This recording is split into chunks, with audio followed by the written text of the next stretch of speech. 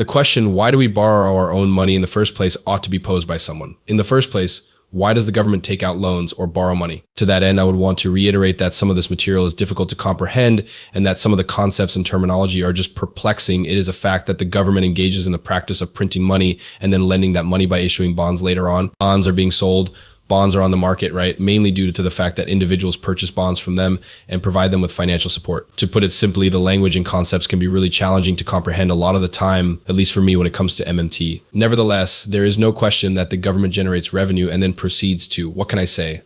For the most part, I am at a loss for words. It is beyond my comprehension. There is no way I could ever understand what they are talking about because it seems like there is no doubt that the government is always borrowing money and making money at the same time. If this were not the case, we would not be discussing deficits and debt at this very moment. If that is the case, then there is nothing wrong with that. This individual is known by the name Jared Bernstein. In addition to being the head of the Council of Economic Advisors, he is an economist who hails from the United States. Moreover, during the time that Barack Obama was in office as president, he served as Joe Biden's chief economist and economic advisor. Additionally, in February of 2023, Joe Biden proposed that he be appointed to the position of chair of the Council of Economic Advisors. At a ceremony, Vice President Kamala Harris administered the oath of office to him. That was the most incomprehensible response I've ever heard from the chair of the Council of Economic Advisors when they were asked to explain how the United States government can't go bankrupt since they are able to create money. One of the most important things that we need to discuss in today's video is this. This is the reason why they lost all of their money. This indicates that the United States of America owes $34 trillion. They are already in a financial bind. Therefore, this is a freight train that has escaped and is not going to cease its journey. It is not going away easily, and it will be remembered as the most successful Ponzi scheme in the history of the world. As a result, I thought that this post that Cole Wemsley had written was fantastic. This is ridiculous. That the United States dollar and all other paper currencies are on the verge of collapse is a pretty clear indication. In comparison to everything else that you will watch or listen to this year, this is the most significant. NT thing, securities and other sorts of investment assets are sold by the United States Treasury. We refer to this as a treasury in the industry. Treasury bills are issued by the United States government whenever there is a fiscal shortage, which occurs when the federal government spends more money than it has available. The loss is compensated for by selling bonds, which are recorded as debt held by the United States of America. This is what the number of $34 trillion in the United States debt represents. As you can see. Additionally, it is essential to have this understanding. A deficit. T has been present in the budget of the United States federal government for 49 out of the last 53 years, although 2001 was the final year in which it had a balance. Even in that year, the total amount of debt continued to increase. The question, why is that, prompts you to wonder. Because of this, a significant number of previous obligations came due. To put it another way, the United States Treasury issues treasuries that can be kept for a period of time ranging from 4 weeks long to 30 years long. The government owed money to investors that it had paid them in 1971 as well. L as in 1981, 1991, 1994, 1996, 1998, and 1999. The money had been given to some investors in 1971. In the year 2001, this proved to be profitable. The debt that was due in 2001 was therefore greater than the surplus that was available in the budget. When the government needed to pay off the previous debt, it had to issue additional debt, which resulted in an increase in the overall amount of debt. The most essential information to be aware of is that the United States Treasury, which is a component of the federal government of the United States, is required to sell new debt to new investors in order to pay off old debt that was owned by old investors. This is due to the fact that the budget has always been inadequate and there is debt that dates back many years. It is due to the fact that a Ponzi scheme is a type of investment plan in which new money from investors is used to pay off old money from investors. The federal government of the United States of America is currently operating the largest Ponzi scam in the history of the world with over $34 trillion already in it. The term trillions is merely a word, and it is difficult to comprehend what it means until we are aware of what it means in this context. The concept of a billion was examined for the very last time in the year 1993 here. In the past, only 31 years have passed. In comparison, it was 30,000 years ago or a trillion seconds ago. This amount should then be multiplied by 34.7.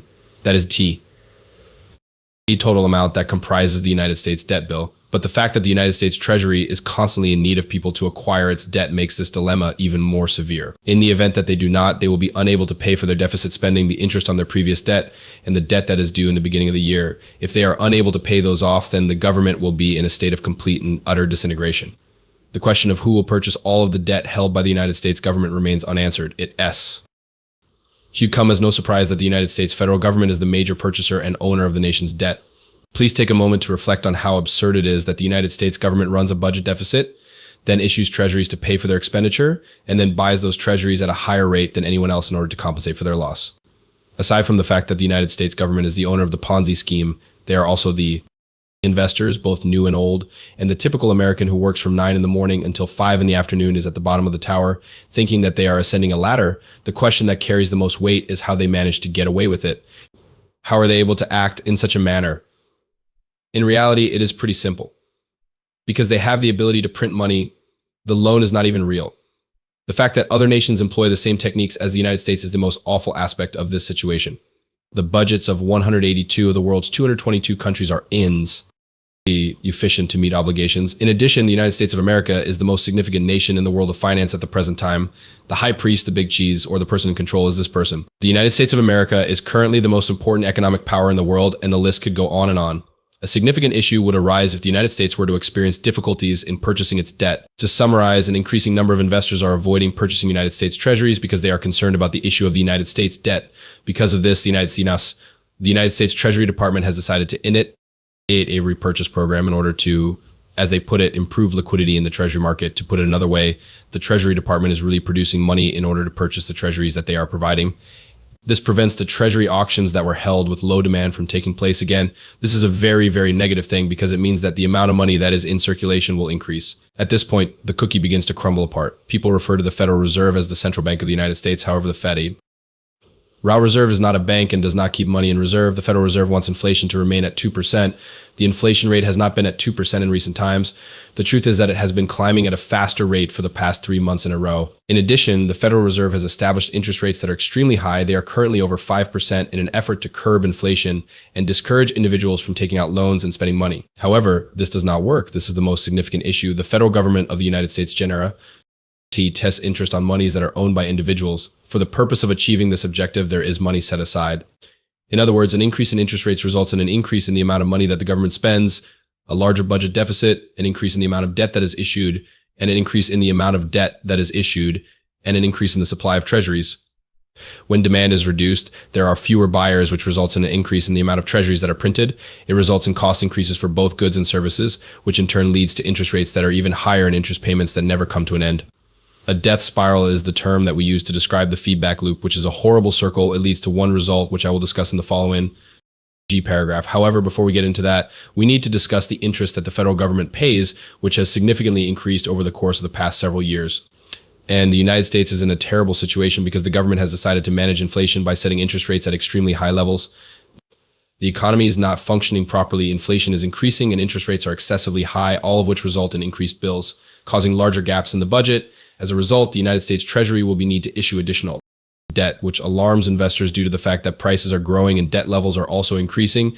Consequently, in order to maintain the stability of the Treasury the Treasury Department is forced to create money, which in turn causes inflation to worsen. At this point, the Federal Reserve is able to do a few things. The government has the ability to raise interest rates even further in an effort to